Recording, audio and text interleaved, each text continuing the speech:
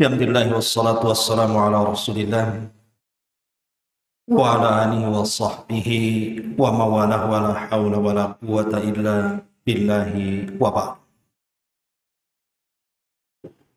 Lanjutkan kajian kita masih membahas surah Al-Qadar dan kita masuk pada ayat keempat dari surah Al-Qadar. A'udzubillahi minasyaitonir rajim. Bismillahirrahmanirrahim. Tanazzalul malaikatu warruhu fiha biidzni rabbihim min kulli amrin salamun hiya hatta matla'il fajr. Pada malam Lailatul Qadar turun malaikat-malaikat dan juga Jibril dengan izin Rabbnya untuk mengatur segala urusan, di mana malam itu penuh dengan keselamatan sampai terbit fajar.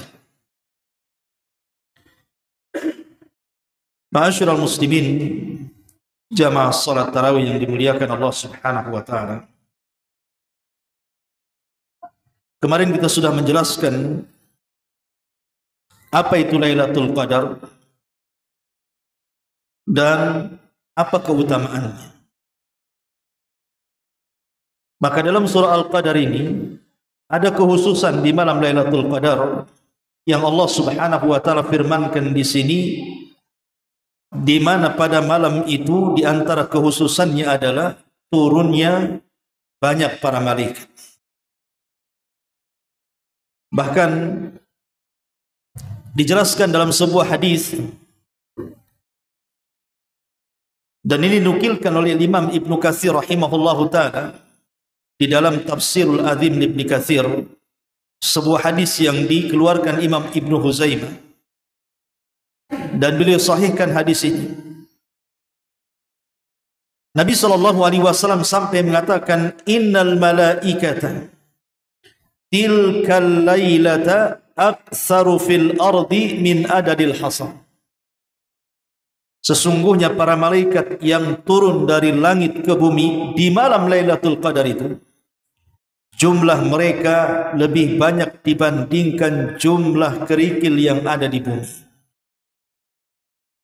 Anda bisa bayangkan, siapa yang bisa menghitung kerikil yang ada di bumi? Tidak ada yang sanggup bisa menghitung kerikil yang ada di bumi. Jangan kerikil yang ada di bumi, antum pesan satu dump truck saja, itu ngecor gitu. Coba antum itu satu dump, berapa itu jumlah kerikil?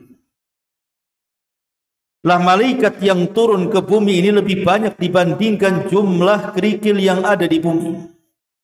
Menunjukkan malaikat akan memenuhi bukan hanya daratan sampai ke lautan, bukan hanya tanah lapang sampai ke hutan-hutan. Saking banyaknya malaikat. Makanya di antara makna Lailatul Qadar adalah Lailatul Dzikr, malam yang sempit karena banyaknya para malaikat yang ada di bumi ini. Dan ini khususiyah namanya malam Lailatul Qadar dan tidak ada di malam yang lain. Ya, malaikat turun pada sepertiga malam akhir setiap hari, tapi tidak sebanyak ini.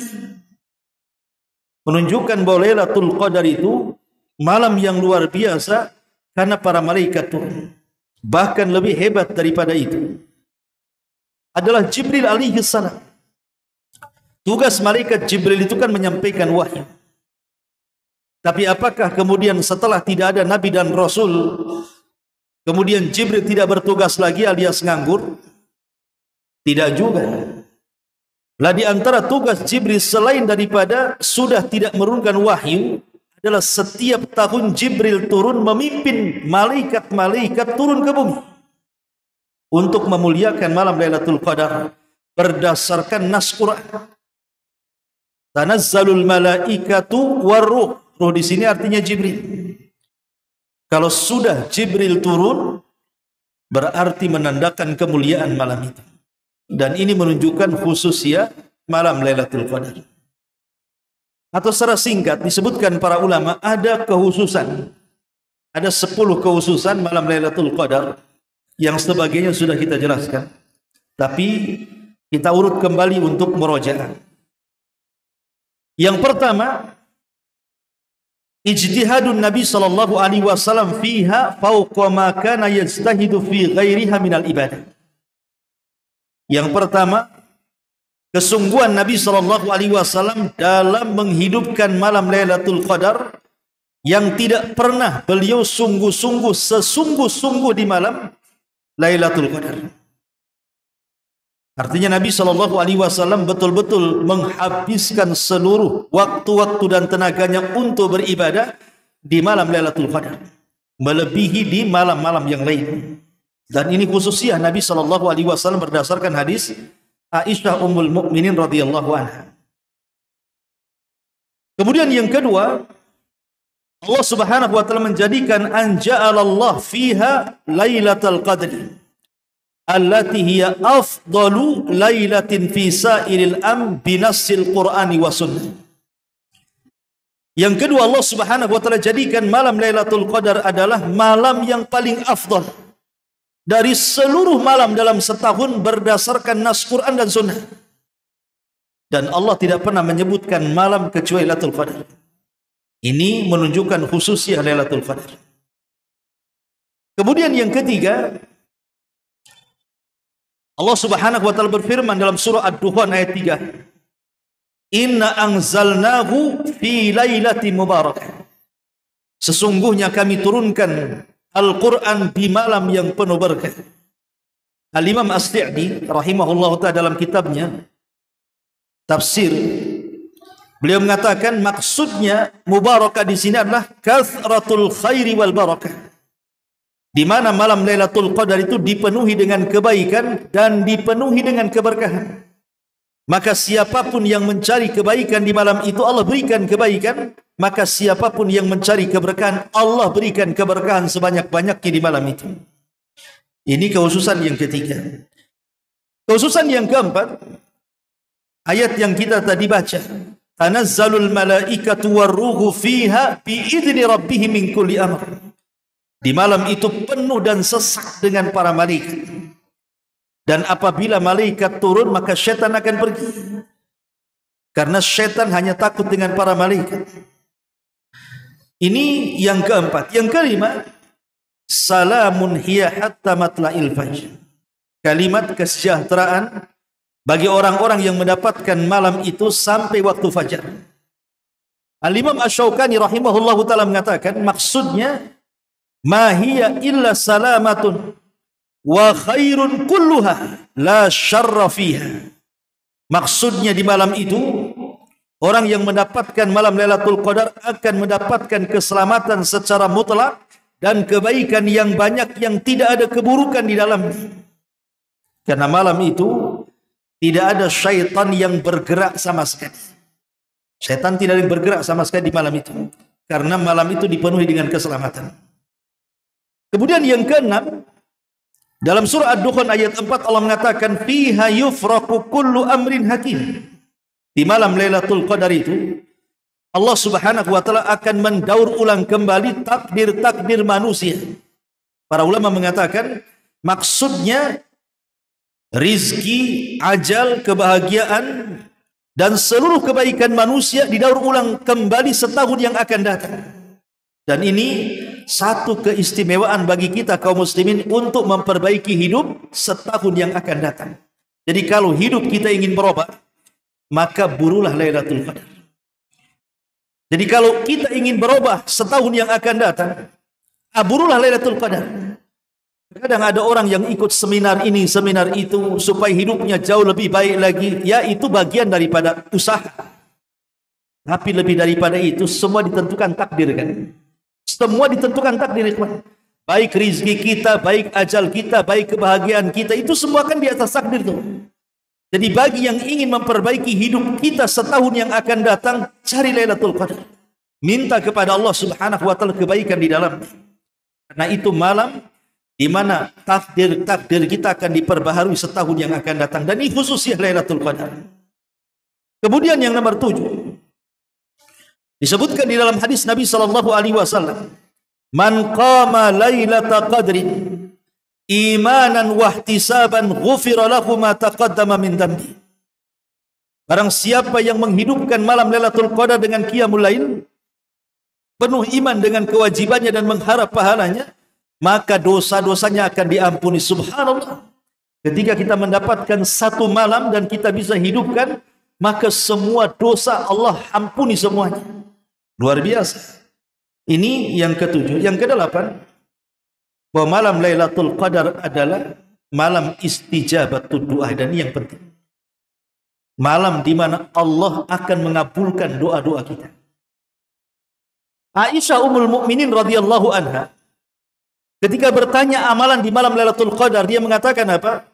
Ya Rasulullah, in adraktu Lailatul Qadri famadza asna? Rasul, kalau aku mendapatkan malam ini Lailatul Qadar, apa yang harus aku kerjakan? Apakah Rasul mengatakan menyuruh salat, menyuruh membaca Quran, menyuruh banyak zikir? Tidak. Nabi mengatakan, quli Allahumma innaka afuwun karim tuhibbul afwa fa'fu anni. Katakan, ya Aisyah, berdoalah kepada Allah, Allahumma innaka afuwun karim. Ya Allah, engkau adalah zat yang maha pemaaf dan maha mulia, dan engkau suka dengan orang-orang yang memaafkan, maka maafkanlah seluruh dosa-dosa. Dari sini istinbat para ulama dalam hadis ini. Lihat bagaimana Nabi SAW ketika ditanya oleh Aisyah, apabila aku mendapatkan malam Lailatul Qadar, Rasul malah mengajarkan doa, tidak mengajarkan ibadah yang lainnya. Ini menunjukkan bahwa Lailatul Qadar itu adalah Lailatu Istijabatid Doa, malam di mana doa-doa kita akan mudah dikabulkan oleh Allah Subhanahu wa taala. Ini yang ke-8. Yang ke-9, anna Nabiy sallallahu alaihi wasallam kana yastahidu fi talabiha wa ya'takifu fil masjid. Di antara khususan Lailatul Qadar adalah Nabi bersungguh-sungguh untuk mencari Lailatul Qadar sampai beliau itikaf. Jadi itikafnya Nabi SAW itu bagian daripada memburu Lailatul Qadar. Makanya sering saya katakan, orang kalau itikaf, sedikit banyak dia akan mendapatkan Lailatul Qadar. Karena hawa orang itikaf itu kan hawa ibadah. Kan? Antum ngapain di masjid? Mungkin antum pindah rumah tidur di masjid kan gitu. Pasti ada tujuan itikaf di sini. Atau di masjid-masjid yang lainnya. Karena itu yang dilakukan Nabi, tidak pernah meninggalkan iktikaf sampai wafat. Ini yang nomor 8. Kemudian yang nomor 9, ataupun yang nomor 9, Nabi Shallallahu Alaihi Wasallam mengajarkan kepada kita bahwa Lailatul Qadri mukhtasatun bihadil ummah. Lailatul Qadar itu hanya khusus bagi kita umat Islam dan tidak diberikan kepada umat Islam. Kemudian nasihat yang terakhir yang ke-10, bahwa ada tanda-tanda yang disebutkan para ulama tentang apabila kita mendapatkan Lailatul Qadar itu, kira-kira tanda-tandanya apa. Yang pertama disebutkan para ulama bahwa tanda-tanda Lailatul Qadar itu, ya ada yang berdasarkan nas, ada juga yang berdasarkan tajribah, ya penelitian para ulama. Yang pertama di antara tanda-tandanya adalah Lailatun tatla atau tutli'u yawma idin la syi'a alah, annaha tatlu yawma idin la syi'a alah. Kata Rasul ketika bicara soal matahari. Jadi kalau malamnya Lailatul Qadar, lihat paginya. Kalau matahari itu tidak memancar sebagaimana biasa.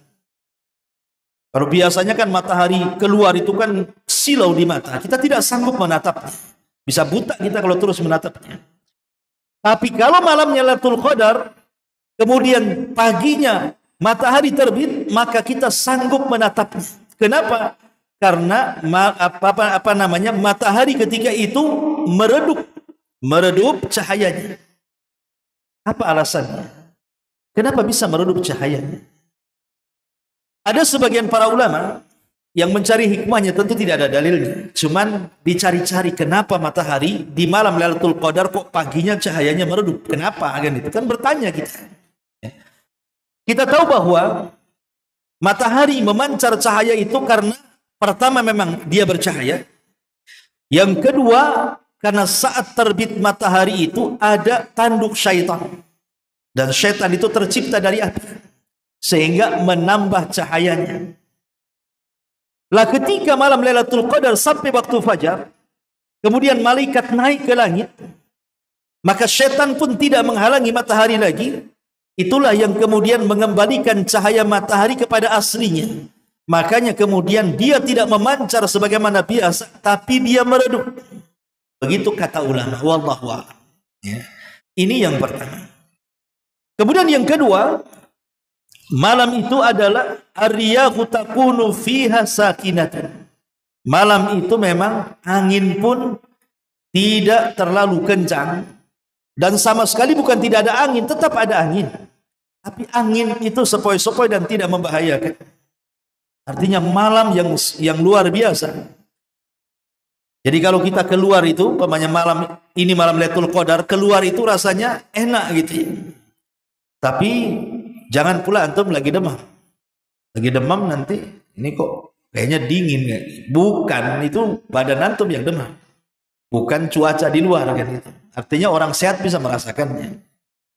Termasuk juga tuma'ninatul qalbi.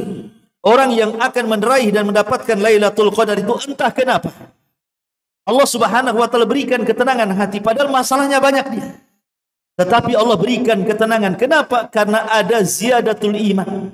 Ada tambahan iman di malam itu dengan banyaknya kita beribadah kepada Allah Subhanahu wa taala, maka Allah berikan ketenangan. Bahkan kata para ulama, Allah berikan kesemangatan ibadah. Entah kenapa malam ini kok semangat ibadah. Itu kalau orang mendapatkan taufik mendapatkan Lailatul Qadar. Dan kalau orang kemudian di malam ganjil kemudian malas, mintalah taufik kepada Allah Subhanahu wa taala. Berdoa kepada Allah agar membolak-balikan hati kita supaya hati kita tidak malas untuk beribadah dan mampu menghidupkan malam Lailatul Qadar. Termasuk kuwatul idha'ah wan nur. Jadi kalau kita berada di tengah padang pasir atau di tengah hutan atau di tengah lautan yang tidak ada lampu sama sekali, sebab susah nanti membedakannya. Malam Lailatul Qadar itu ada tambahan cahaya bumi itu. Cuman kan kita tidak bisa membedakan karena di mana-mana ada listrik jalan kita masalahnya kan. Di rumah ada listrik, di halaman ada listrik. Kita tidak bisa membedakan ini ada ziyadatun nur, tambahan cahaya atau tidak. Ini hanya diketahui para nelayan yang di lautan, orang-orang di padang pasir, orang-orang di tengah hutan. Nah, mungkinlah mereka bisa merasakan bahwa malam itu ada tambahan cahaya. Dan itu menunjukkan adalah malam Lailatul Qadar. Kemudian juga insyirahus sadri lil muslim. Tenangnya hati, lapangnya dada bagi seorang muslim. Ini diantara khususnya Lailatul Qadar. Tetapi kata para ulama, bukan berarti kalau seandainya cuacanya kurang bagus, berarti malam itu bukan Lailatul Qadar. Tidak. Terkadang malam Lailatul Qadar hujan juga. Terkadang malam Lailatul Qadar itu hujan juga. Ini berdasarkan nas hadis. Nabi SAW melihat ada bekas-bekas hujan di pagi harinya yang malamnya Lailatul Qadar. Jadi kalau ada tanggal ganjil kemudian hujan, antum jangan katakan, nah ini nggak ada Lailatul Qadar ini. Hujan deras katanya. Bukan begitu, terkadang Lailatul Qadar juga turun hujan. Tidak mesti langitnya cerah gitu ya. Kadang-kadang turun hujan juga, tetapi hujan di sini bukan hujan yang membahayakan, tapi hujan yang membawa rahmat kepada kita. Inilah di antara khusus ya Lailatul Qadar yang dijelaskan oleh para ulama. Subhanallah bihamdika, asyhadu an la ilaha illa anta astaghfiruka wa atubu ilaik. Wallahu taala alam. Assalamualaikum warahmatullahi wabarakatuh.